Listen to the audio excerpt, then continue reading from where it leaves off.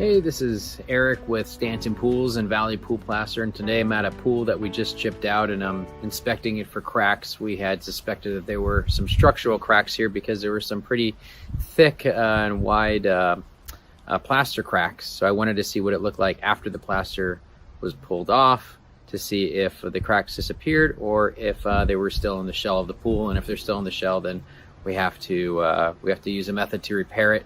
You know, we usually chip it out and epoxy inject rebar.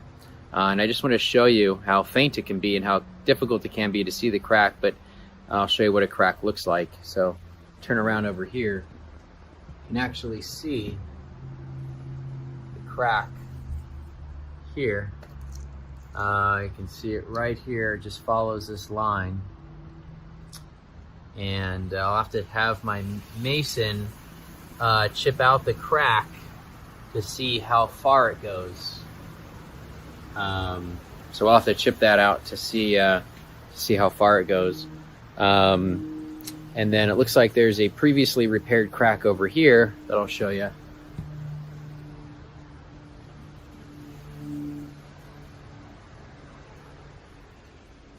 Looks like someone epoxy injected rebar. Or sorry, someone possibly injected epoxy into that crack, and so we'll have to just check it to see if it's still good. And one other thing I wanted to show you is a lot of times we expose rebar right here.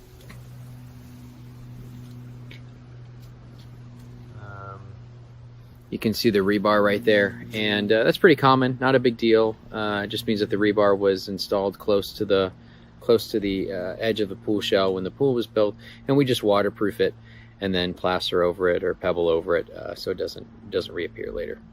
So that's how we inspect for cracks.